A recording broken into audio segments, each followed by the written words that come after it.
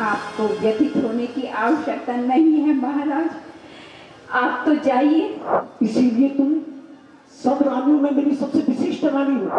और धीरे धीरे मेरे सारे अधिकार भी समाप्त हो जाएंगे। शिरोमणि राजा दशरथ, क्या आपको आपके दिए हुए 2 वचन भी याद हैं? पूर्णतः याद है मुझे, पूर्णतः स्मरण है कि रघुकुल रीति सदा चली आई, प्राण जाए पर वचन न जाए।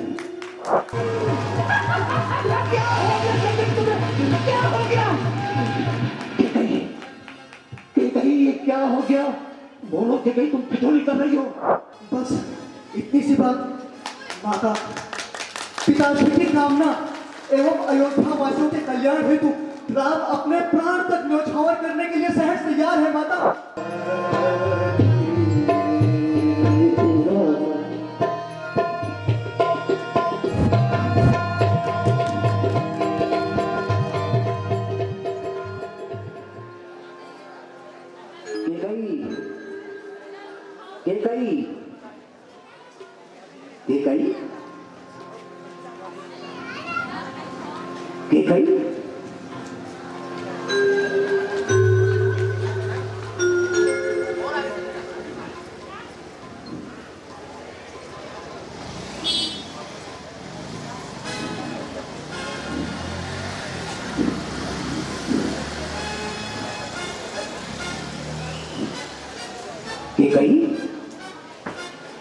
तुम यहाँ हो?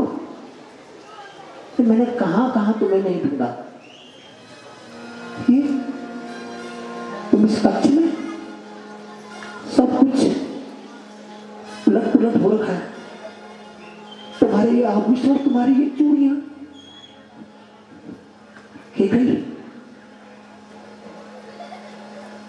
क्या हुआ तुम्हें? तुम कुछ बोलती क्यों नहीं? तुम मौन क्यों हो? अरे आज तुम्हारे पुत्र राम का राज्याभिषेक होने वाला है और तुम्हें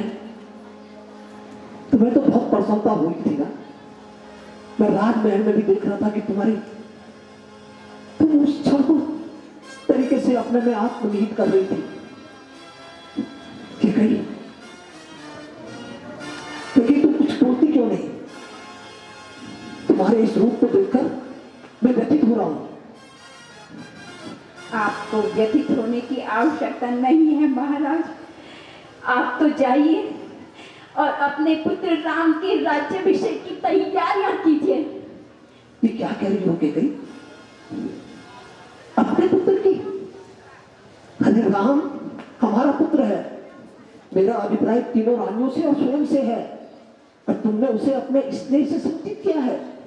राम सबसे ज्यादा समय तुम्हारे साथ व्यतीत करता था और तुम उसे युद्ध कला, कौशल और अपने अनुभवों को साझा किया करती थी। मुझे एकांत चाहिए महाराज। आश्चर्य है,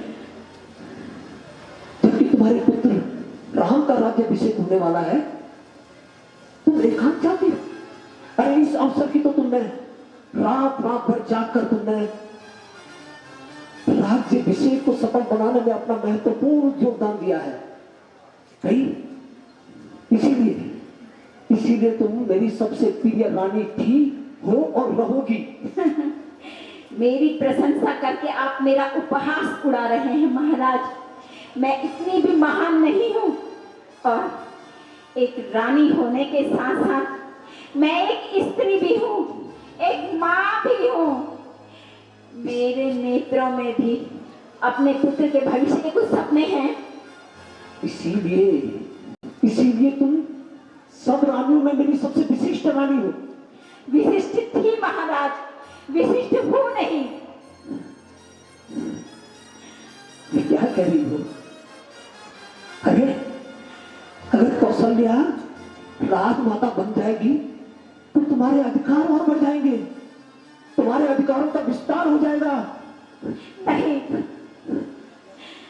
अधिकारों का विस्तार नहीं, अधिकारों का संकुचन हो जाएगा, और धीरे धीरे मेरे सारे अधिकार भी समाप्त हो जाएंगे। ये क्या कह रही हो? ये क्या कह रही हो? आज तुम्हारे शब्द विष की भांति प्रतीत हो रहे हैं। ओहो, तो आज सत्यता प्रकट हो ही गई महाराज कि आपके हृदय में मेरा क्या स्थान है। कल तक मेरे यही सत्य आपको अमूल्य सुझाव दिया करते थे और आज आज आपको पीछे बाणों की तरह चुभ रहे हैं। कहीं तुम्हें क्या हो गया है? तुम स्पष्ट कहो, तुम चाहती क्या हो? मैं कुछ नहीं चाहती हूँ महाराज, आप तो बस राजमाता कौशल्या के कक्ष में जाइए। कि कहीं अगर तुम कहोगी नहीं तो मैं कैसे जान पाऊंगा कि तुम चाहती क्या हो? मुझे कुछ नहीं चाहिए महाराज, मुझ जैसी साधारण सी स्त्री के विषय में सोचना ही छोड़ दीजिए। आप तो बस अपने पुत्र राम के राज्याभिषेक की तैयारियां कीजिए। राजमाता राजमाता कौशल्या दीदी के विषय में सोचिए आप। कि कहीं तुम समझ क्यों नहीं रही हो?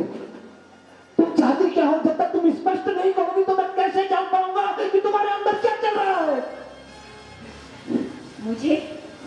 मुझे कुछ नहीं चाहिए महाराज, और ना ही मैं कुछ कहना चाहती हूँ। मैं तो बस आपको आपके दिए हुए 2 वचनों की याद दिलाना चाहती हूँ। मुझे स्मरण है देवासुर संग्राम में जब मेरे रथ के पहिए की कील निकल गई थी तो तुमने अपनी तर्जनी से उसे नियंत्रित किया था। मुझे स्मरण है कि भाई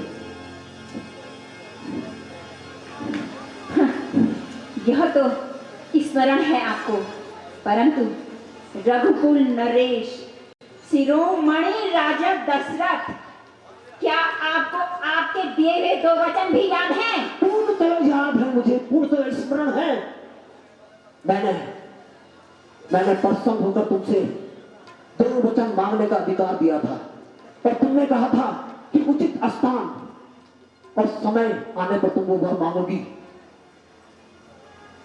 तो ठीक है राजन, आज उचित स्थान भी है और उचित अवसर भी है। तुम मांगो कि कोई मांगो आज तुम अगर जान भी मांग लोगी तो मैं स्वीकार कर लूंगा कि कहीं मांगो। ये रघुकुल की रीति है कि रघुकुल रीति सदा चली आई, प्राण जाए पर वचन न जाए। और अगर आप आज मेरे प्राण भी मांग लोगी तो मैं सहस्र स्वीकार कर लूंगा कि कहीं सहस्र स्वीकार कर लूंगा। तो ठीक है राजन, अगर आप मुझे वरदान देना ही चाहते हैं तो आप स्वयं को संयमित और व्यवस्थित कर लीजिए। मेरा पहला वचन है राम को 14 वर्ष का वनवास, और मेरा दूसरा वचन है मेरे पुत्र भरत को ये अयोध्या का राज सिंहासन।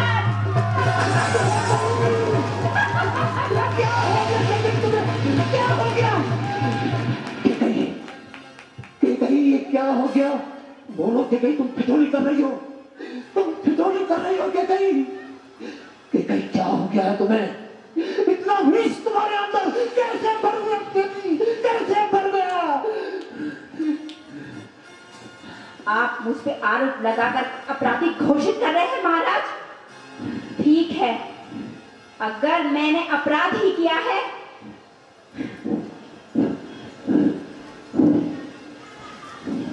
कहाँ है मेरी तलवार?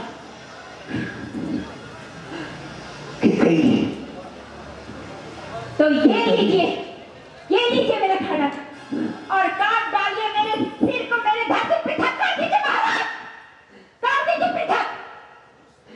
क्या कर रही हो कि कहीं? मेरे विधाता, मैं किस धर्म संकट में पड़ गया?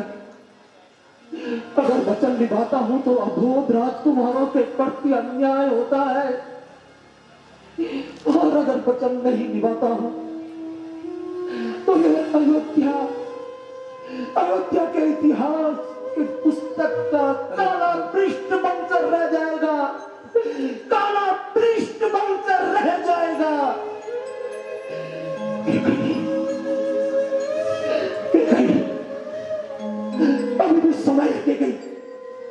कहीं मैं तुम्हारे हाथ जोड़ता हूँ कि कहीं ये अन्याय मत कीजिए कहीं।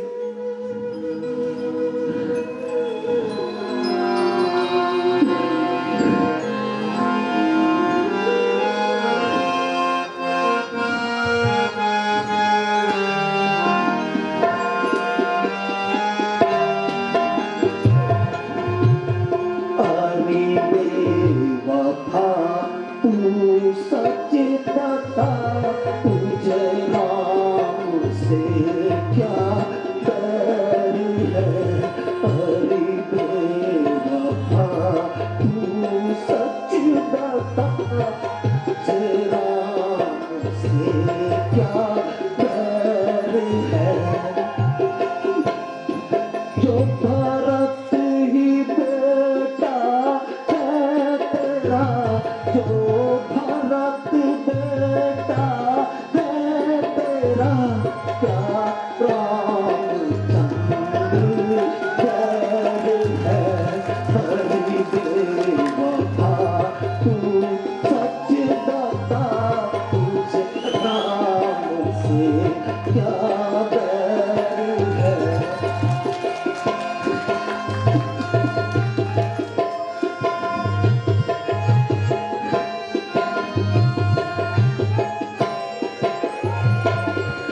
राम मेरा सुरूर है, हरि भरत आँखों का नूर है। राम मेरा सुरूर है, हरि भरत आँखों का नूर है। एक चीज और भगवान है मेरे को समान है। हरि बेवफा तू सच बता तुझे राम से क्या बैर है।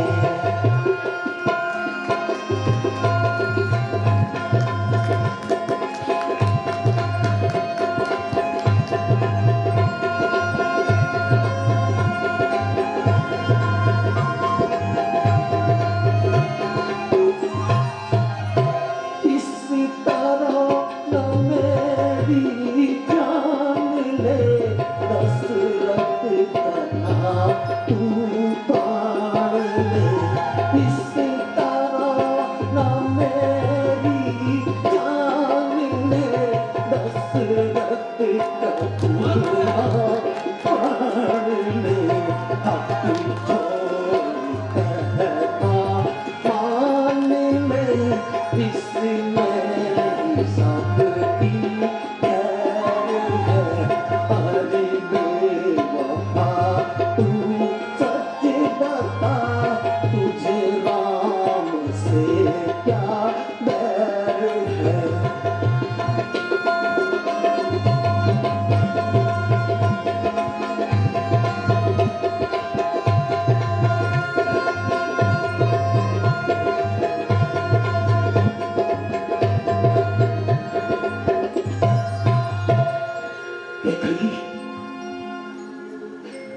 ये क्या मान लिया तुमने? तुम तो मेरी सबसे प्रिय रानी थी, और मुझे ये ज्ञात नहीं था कि मैं अपने हृदय में किसी सर्पणी को फंसा रहा हूं। किसी सर्पणी को कहीं मान जाओ कि कहीं मैं तुम्हारे हाथ जोड़ता हूँ कि कहीं मैं तुम्हारे हाथ जोड़ता हूँ। अब भी सोच लो महाराज, कभी मेरे शब्द आपको तीखे बाणों की तरह चुभ रहे हैं, तो कभी अब मैं सर्पणी भी बन गई। हाँ, कल तक जो मैं सबसे प्रिय थी, आज कौशल्या दीदी की राजमाता बनते ही आपने इतने जल्दी रंग बदल दिए। क्या यही स्थान है आपके हृदय में मेरा?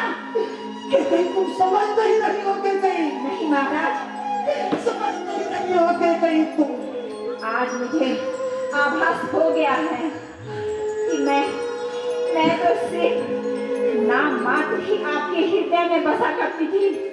असल में तो आपको अधिक स्नेह कौशल्य दी गई से ही था। क्या करूं? अगर आप अभी भी अपना निर्णय बदल सकते हैं राजन, मैं आपको अपने वचनों से मुक्त करती हूँ। आप चाहो तो स्वतंत्र हो अपनी आज्ञा के लिए। मैं वचन निभाने के लिए तैयार हूं के कहीं, परंतु के कहीं मैं राम का सामना नहीं कर सकता के कहीं, मैं राम का सामना नहीं कर सकता। तो मैं स्वयं राम से ये बात कहनी होगी। मैं राम का सामना नहीं कर सकता के कहीं।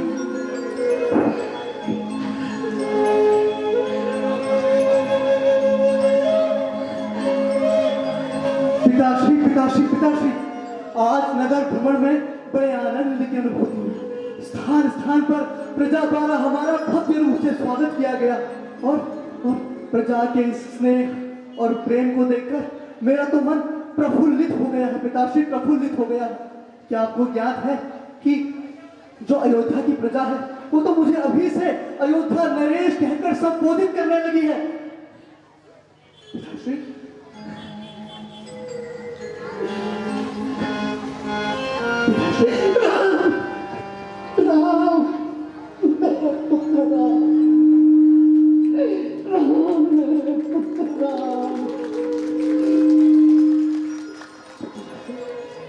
अब यदि क्यों है पिताश्री?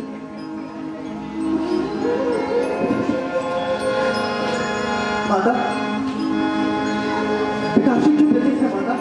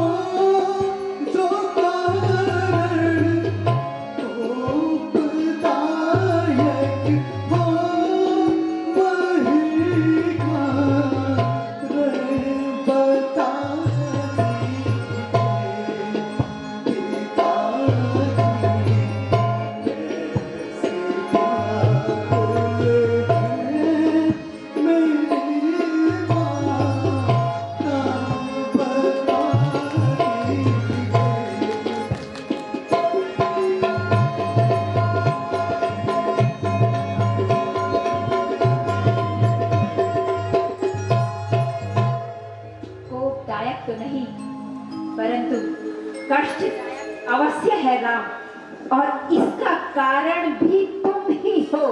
क्या कह रही हो माता? मैं हूं? अगर मैं हूं तो बताइए ना माता कि ऐसा कौन सा कारण है जो पिताश्री को इतनी पीड़ा पहुंचा रहा है? पिताश्री ने अपना निर्णय बदल लिया है।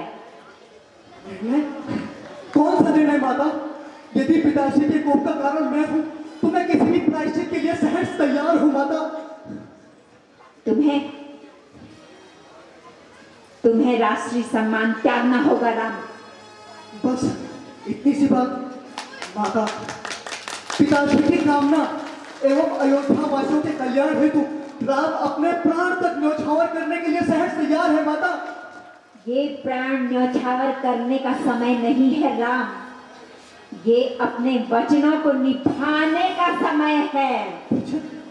कौन से वचन माता? पिताश्री, ये माता कौन से वचनों की बात कर रही है पिताश्री? बताइए ना, आप कौन तो है पिताश्री, बताइए। तुम्हारे पिताश्री तो पुत्र मोह में व्याकुल हैं, उनसे कुछ न कहा जाएगा। तो आप ही बता दीजिए ना माता, ऐसे कौन से वचन है जो पिताश्री के हृदय में राग बनकर इतनी पीड़ा पहुंचा रहे हैं? तुम्हें 14 वर्ष का वनवास स्वीकार करना होगा राम, और ये राज्यसिंहासन भरत को सौंपना होगा। इसी बात पिताश्री, माता यदि पिताश्री की यही इच्छा है तो ये मेरे लिए सिरोधार्य है। पिताश्री, आपको व्यथित होने की कोई आवश्यकता नहीं है। आपका राम आपके हर वचनों का पालन करेगा पिताश्री, हर वचनों का पालन करेगा।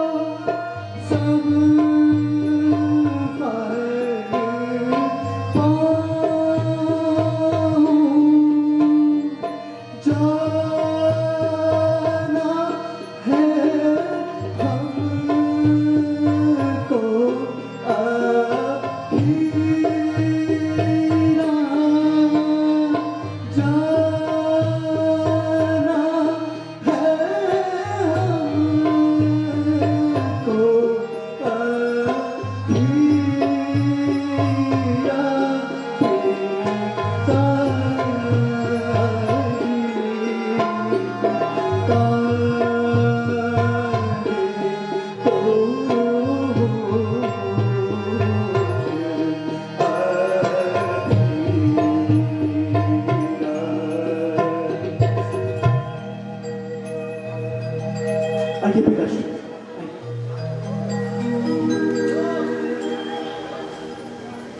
पिताश्री, आपको व्यथित होने की कोई आवश्यकता नहीं है पिताश्री। आपका राम आपके हर वचन का पालन करेगा। अब मुझे आज्ञा दे पिताश्री, अब मुझे आज्ञा दे। माता, माता आप रुष्ट ना हो। मैं पिताश्री के वचनों का पूरा पालन करूंगा माता। आप रुष्ट ना हो माता। अब अपने इस प्रिय पुत्र राम को आज्ञा दे माता कि आपके आशीर्वाद के साथ ये राम अपने पिता के हर वचनों का पालन पूरी परिपूर्णता से करे। आशीर्वाद दीजिए, आशीर्वाद।